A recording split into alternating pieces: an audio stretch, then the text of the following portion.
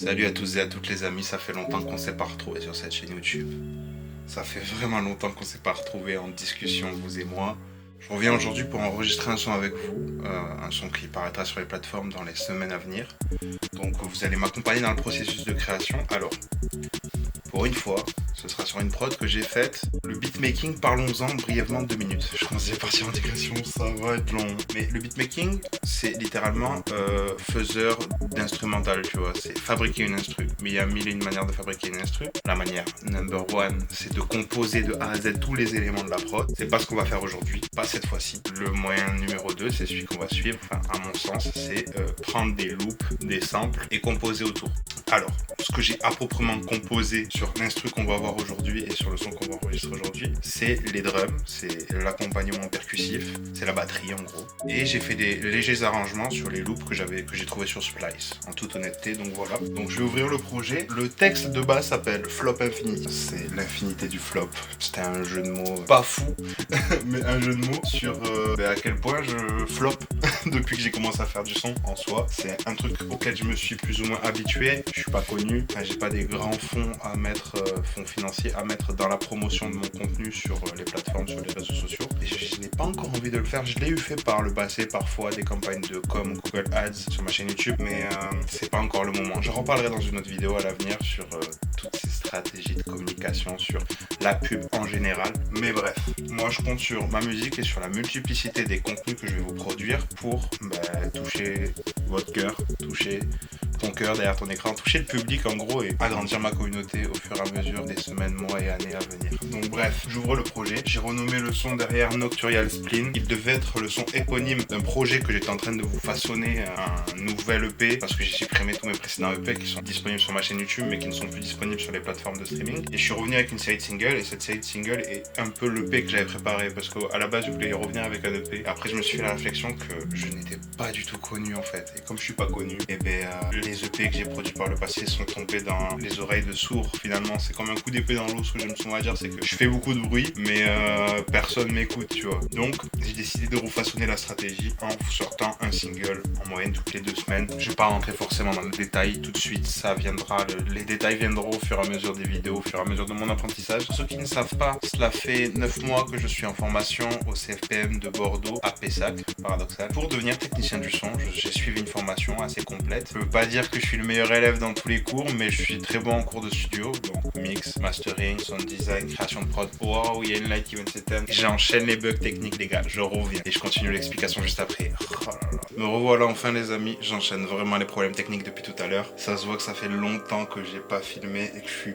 plus si rodé que ça. On a un meilleur setup qu'auparavant, des bonnes lights, une bête de caméra, un bête de zoom, un bête de AKG C414 pour enregistrer ma voix et une belle Apollo Twin. Vous voyez, on a upgrade depuis l'époque. Comme je vous le disais précédemment, j'ai commencé une formation de technicien du son il y a maintenant 9 mois. Je la termine dans 3 semaines, 1 mois là à peine. J'ai un oral d'anglais dans quelques jours, il va falloir que je charbonne ça demain. Mais en attendant, je voulais faire mon retour sur YouTube. Ouais, j'ai mis mon temps. À la base, j'avais en tête de reprendre les vidéos beaucoup plus tôt dans l'année, mais il y a eu plein de choses qui se sont produites, plein de choses qui sont passées, tout ce nouveau matériel, la formation. Je fais 4 heures de transport par jour pour aller à Pessac quand j'y vais. Donc on est parti sur une loop, je vais vous faire écouter tous les éléments séparément les uns des autres pour qu'on se rende compte de la sonorité. Alors c'est une prod en C mineur, on écoute, on voit ce que ça donne.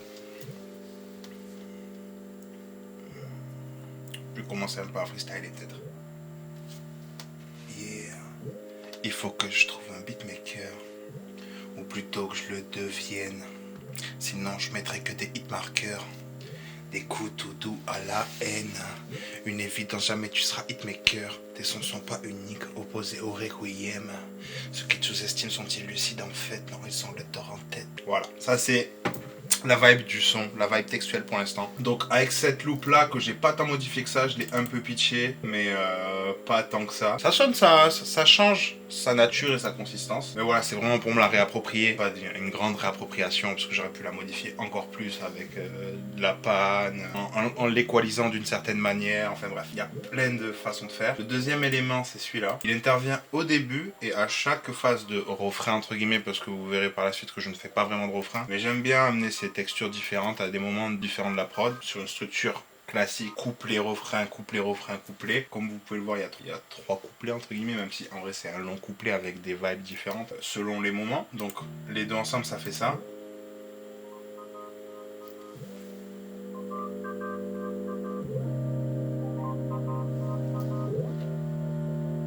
Ensuite, derrière on a cet élément là.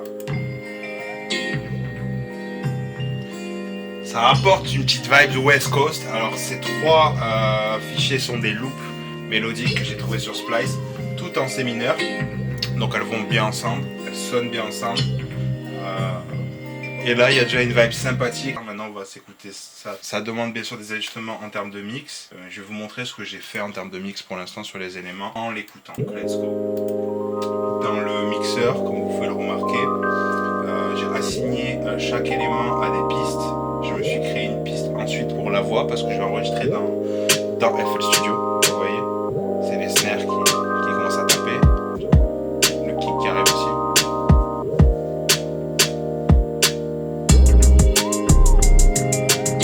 Voilà. Donc en gros, j'ai sur le master, pour l'instant j'ai juste mis un analyseur, j'ai même pas mis de limiteur pour vous dire.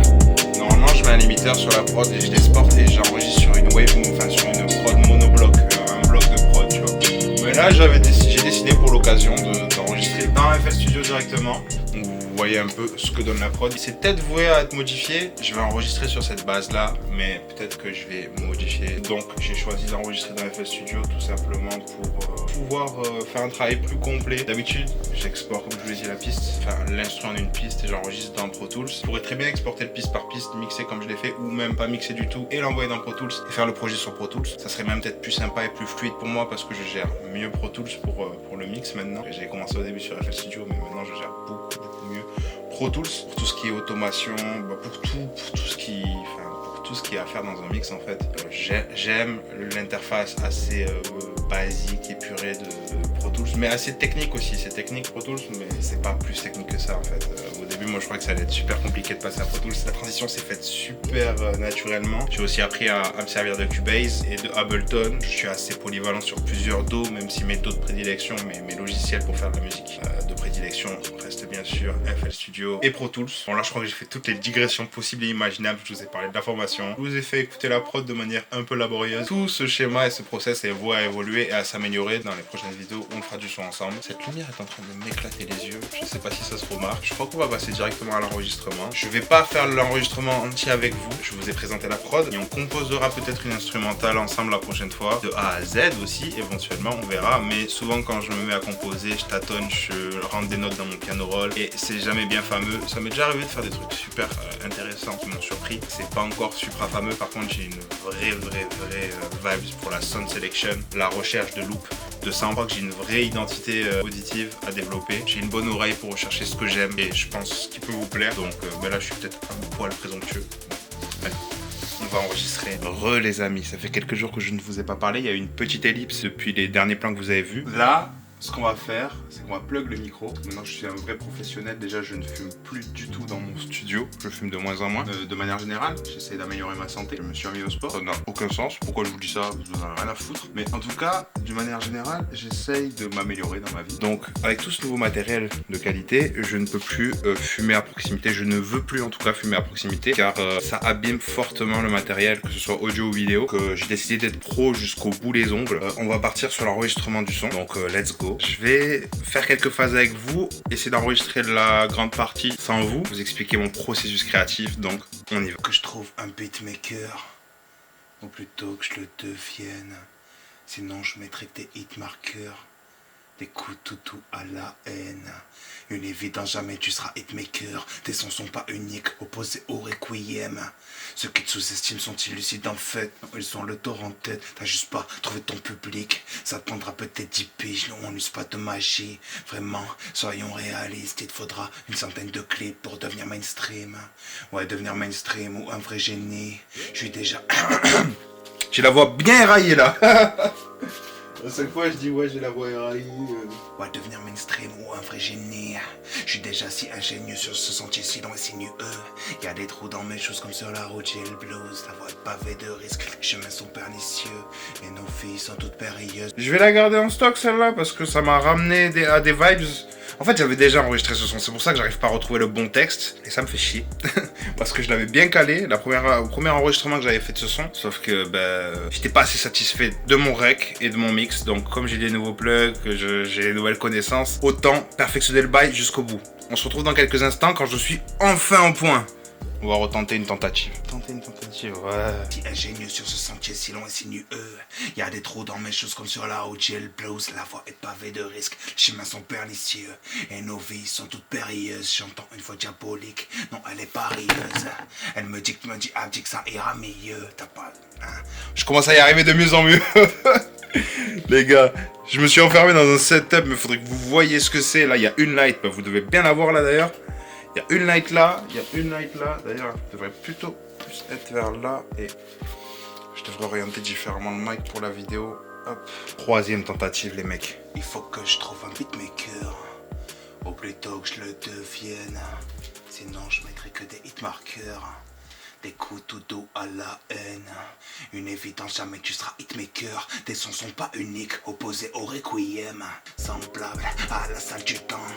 J'y ai perdu le compte des heures. Dans l'effort fourni, ce sera jamais assez.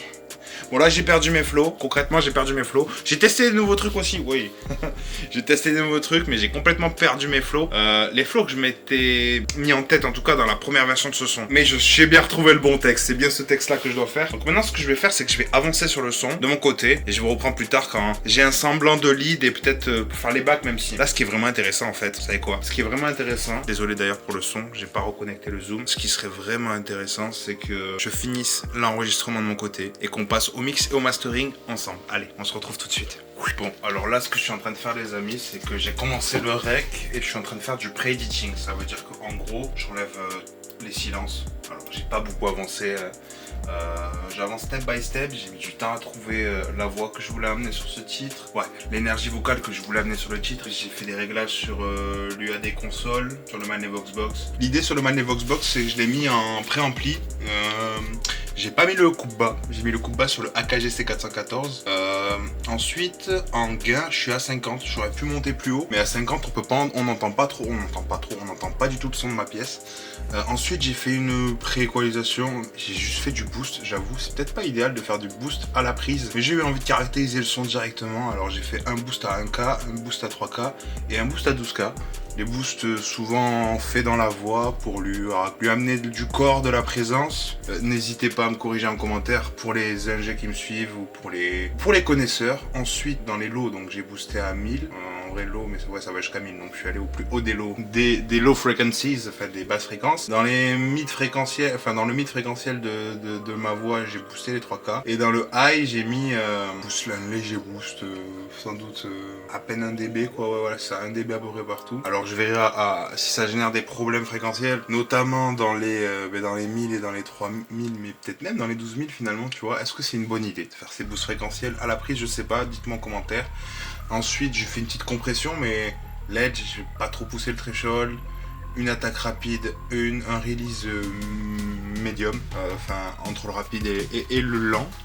Et j'ai mis un petit DSR, la tranche DSR du Magnavox Box, incroyable. J'ai acheté à 150 balles, en ce moment il est soldé à 50 balles. C'est bon pour vous? J'ai de la haine. Enfin bref. Donc le Magnavox Box, tac tac. Je vais pas plus en parler que ça, je vous parlerai de la suite des détails techniques. On va de suite continuer les recs. Je peux pas faire tomber quoi que ce soit. Une évidence, jamais tu seras hitmaker. Tes sons sont pas uniques, opposés au requiem. Ceux qui te sous-estiment sont-ils lucides en fait? Non, ils ont le tort en tête, t'as juste pas trouvé ton public. Allez, on se retrouve un peu plus tard les gars. Comme vous avez pu le voir, le texte est comme à mon habitude assez introspectif. Je suis jamais tendre envers moi-même. Toujours dans l'autocritique profonde, dans la volonté de s'améliorer. J'espère que j'y parviendrai. Je vais faire de plus en plus des vidéos comme celle-ci, donc j'espère qu'elle vous plaira. On passe directement à la phase mix. On va sauter la phase enregistrement, vous avez avez vu un peu comment ça se passe, c'est très long et laborieux, surtout avec moi. Comme j'ai mon propre studio, je suis pas tiraillé par des soucis d'efficacité, ça veut dire que je me donne beaucoup le droit à l'erreur et donc je recommence. Enfin bref, petit conseil que j'ai à vous donner, c'est enregistrer tout d'une traite, enfin en tout cas tout dans la même session d'enregistrement et vous pouvez revenir plus tard pour le mix et le master. N'hésitez pas à faire plusieurs sessions de mix, ce que je ne faisais pas du tout avant, ce que je ne ferai peut-être pas pour ce titre. On se retrouve pour le mix et peut-être le mastering. Yeah. Les amis, ça fait une petite semaine que j'ai pas pris le mic, ce mic là, que j'ai pas allumé la caméra pour tourner cette vidéo, mais je reviens pour terminer enfin cette vidéo et pour vous expliquer mon process de mix et de mastering sur ce titre. Le titre, c'est Nocturnal Spleen. Donc au moment où je vous tourne ces images là, on est le 22 juin 2024, il est 7h12 du matin et le son est déjà sorti sur les plateformes. Comme tu le sais, je suis pas un artiste connu. Je suis pas un artiste hype ou quoi, j'ai pas une grosse communauté, ce qui fait que il a dû flopper. Normalement, si tout se passe bien, il a floppé et ça, je peux le prédire facilement. Il a dû faire quoi, une 50aine de streams peut-être, s'il y a eu plus de curieux que d'habitude sans stream, et il va vite retomber. Écoutez, c'est le lot d'un jeune artiste émergent qui se cherche encore et qui a pas encore trouvé la recette pour conquérir son public. Ça, c'est un peu ce que je dis dans le titre. Donc Nocturnal Spleen, il représente toutes mes pensées noires, mes pensées négatives, comme vous avez pu le remarquer. Et là, je vais vous expliquer mon process de mix sur ce titre. Alors comme vous pouvez le voir, attendez. Faut que je me mette en line, sinon ça va faire un gros buzz. On va pas kiffer ça vous comme moi. Il faut que je trouve un beatmaker. Là c'est le son mixé. Ou plutôt que je le devienne. Sinon je mettrai que des hit marqueurs. Des coups de dos à la haine. Une évidence, jamais tu seras hitmaker. Tes sons sont pas uniques, opposés au voilà, et c'est vraiment les drums proprement que j'ai composés sur ce titre. Donc il y a une ligne de kick qui fait un pattern très simple, juste comme un battement de cœur en fait. Pum, pum, pum. Est-ce mon cœur? Qui sait? Et ensuite derrière, il y a une ligne de snare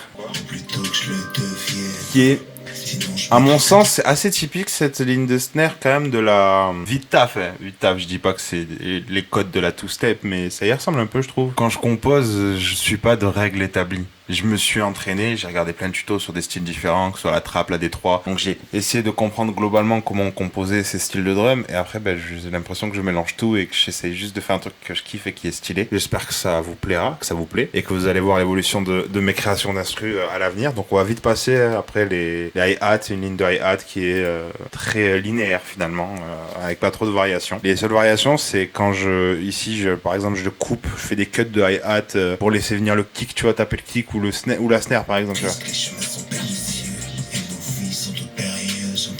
Tu vois, j'aime bien faire ce genre de petits cuts, ça coupe, ça casse un peu cette linéarité. Ça rajoute un petit bounce sympathique. Vous ne trouvez pas? Bref, et ensuite, il y a mes lignes de voix, quoi. Alors, il y a un lead et 2 doublures, comme je fais depuis peu. C'est un process de production que j'ai appris plus ou moins sur le tas en confrontant les connaissances que j'ai acquises lors de ma formation et des tutos, des vidéos informatives sur YouTube, etc.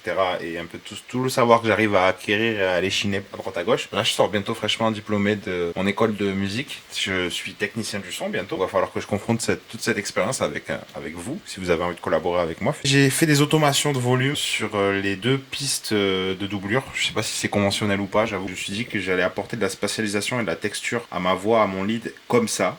Ensuite, j'ai fait 2 pistes de back, une gauche, une droite, que j'ai pané à peu près à 20% à gauche et à droite. Voilà ce que donne le son pas mixé. Je l'écoute un petit peu. Ça, c'est le son pas mixé, genre à froid, sans tout ce que j'ai rajouté sur l'instru. Il faut que je trouve un beatmaker, ou plutôt que je le devienne.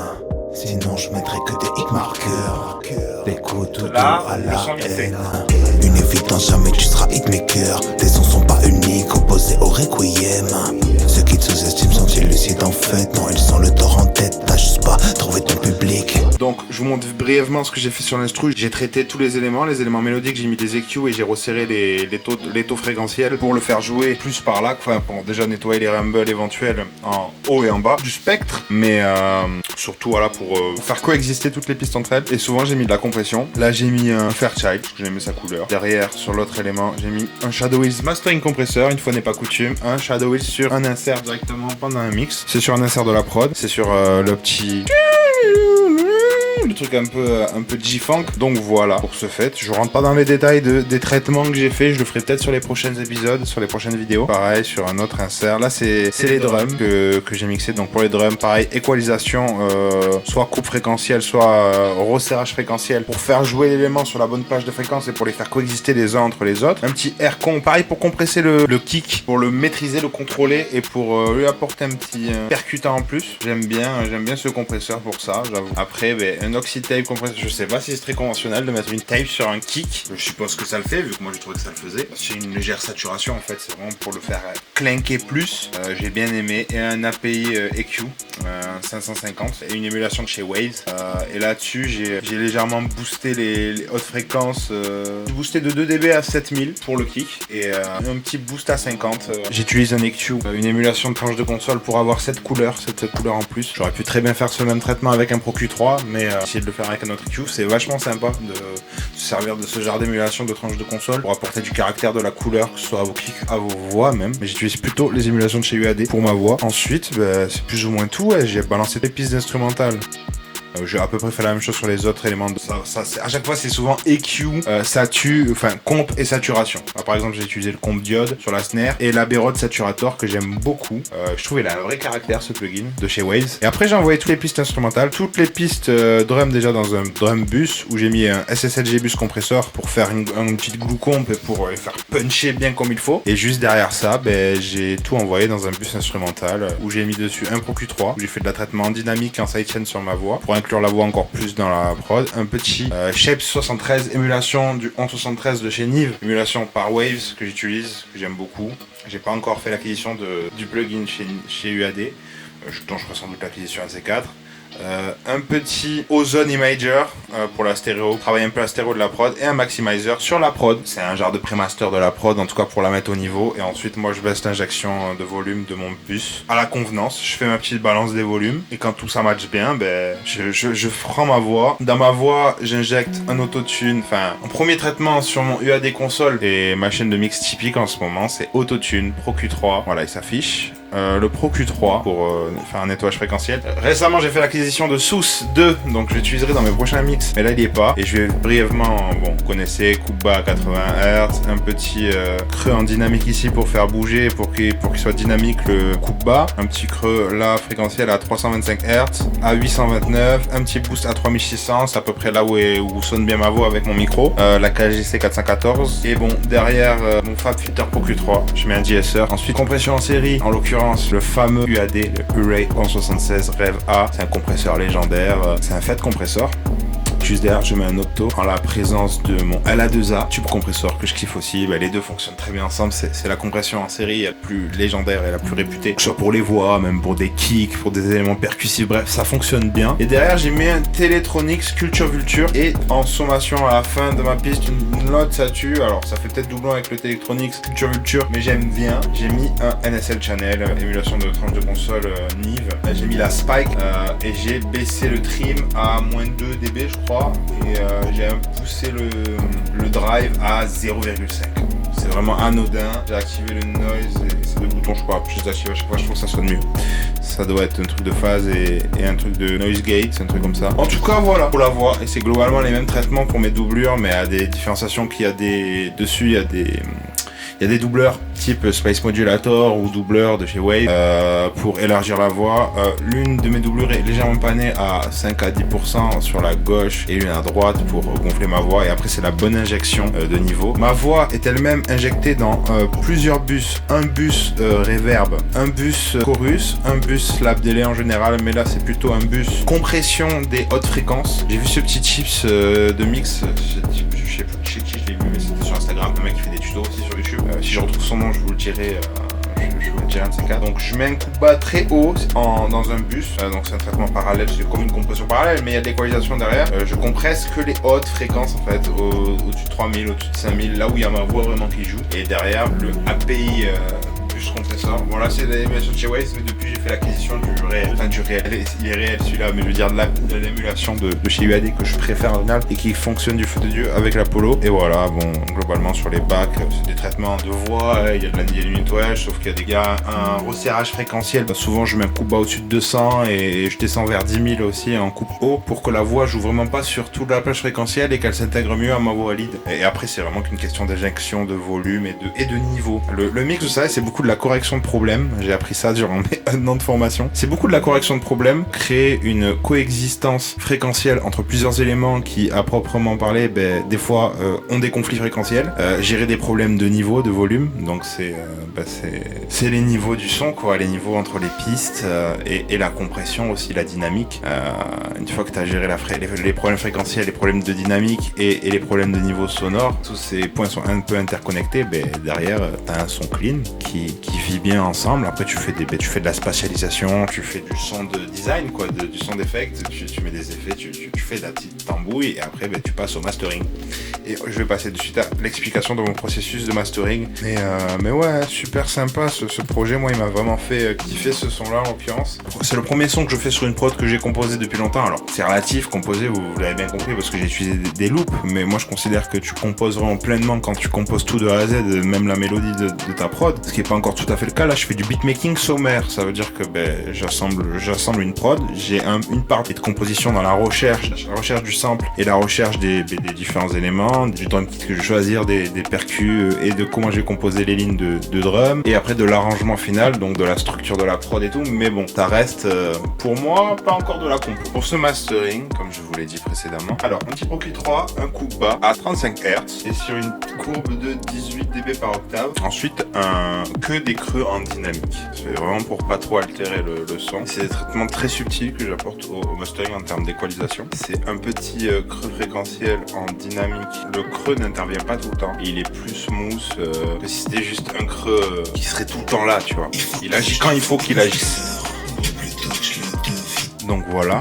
Ensuite, comme je vous l'ai dit précédemment, le Capitol Mastering Compressor. C'est un valve compresseur. Alors je connais pas trop la technologie des valves compresseurs, faudrait que je fasse une petite recherche. Ouais, je l'ai testé, je l'ai acheté un peu parce que j'ai aimé sa shape. Je vais pas vous mentir, je l'ai acheté parce que je l'ai trouvé vraiment somptueux déjà physiquement. Ensuite j'ai regardé dans le détail les traitements et il m'avait l'air simple d'utilisation et cool. J'ai aussi, avant de l'acheter, écouté des tests audio de ce plugin sur des sources et je l'ai trouvé vachement cool, tu vois. Donc bref, je suis passé à la caisse. C'est le premier épisode, on rentre pas forcément dans tous les détails. À l'avenir, vous allez m'accompagner dans la production de mes sons jusqu'à la plus profonde strate de production. Bref. Ensuite, j'ai mis un EQ passif, le Manley Passive Massive EQ. C'est un passive EQ, c'est un EQ qui a des courbes entre guillemets prédéfinies. C'est pas comme sur le Pro Q3 où vous voyez où je peux créer la courbe que je veux avec le Q que je veux, où j'ai un libre champ de traitement sur le Passive Massive. Tu peux faire un boost ou un creux par tranche d'équalisation. Tu peux toucher un peu le Q, mais c'est des courbes plus douces, plus musicales en général sur les EQ passifs. Les EQ graphiques comme le Pro Q3 permettent vraiment un travail très précis sur les fréquences et ils sont réputés plutôt neutres, alors que les EQ passifs altèrent la phase et les harmoniques plus que les EQ graphiques. Bref. Ensuite, le Shape 73, pareil, je l'ai remis au mastering. J'ai fait des petits ajustements, un petit boost fréquentiel par-ci, un petit creux par-là. Pareil, tout est dans le détail au mastering, il faut pas trop non plus pousser les curseurs. Et au fur et à mesure du temps, je le comprends et au fur et à mesure, j'affine mes mix, mes masters, même si j'ai encore des défauts de mix, je considère que je mixe trop fort de manière générale et trop fort les voix. C'est un truc que j'apprécie, mais c'est pas un truc forcément quand j'écoute les standards d'industrie, ça sonne fort, ça sonne loud, mais ça sonne maîtrisé. C'est encore un travail que j'ai à faire et que je continue de faire. Vous verrez au prochain single. Je pense qu'il sera encore mieux que celui-ci et ainsi de suite. Comme vous l'avez compris, je m'améliore sans cesse de jour en jour. Donc un imager derrière, un autre petit Pro Q3 mais avant l'imager, mais juste un petit shelf en dynamique jusqu'à à peu près 110-115 Hz pour enlever un peu de rumble et de bruit, pareil, de bruit numérique. Le Shadow Wiz Mastering Compressor en deuxième compresseur et le Wiz DSR juste derrière. Et après, j'ai juste mis un maximizer sur le mastering. Donc voilà, j'espère que cette vidéo vous aura plu. On va conclure. Le son est disponible sur toutes les plateformes de streaming. Le clip arrive incessamment sous peu dans les jours à venir. Donc j'espère que ce retour en vidéo vous aura plu. J'essaierai de diversifier mon contenu à l'avenir. C'était un plaisir de vous parler aujourd'hui. C'était Diad pour vous servir. Je vous souhaite une bonne écoute et peace.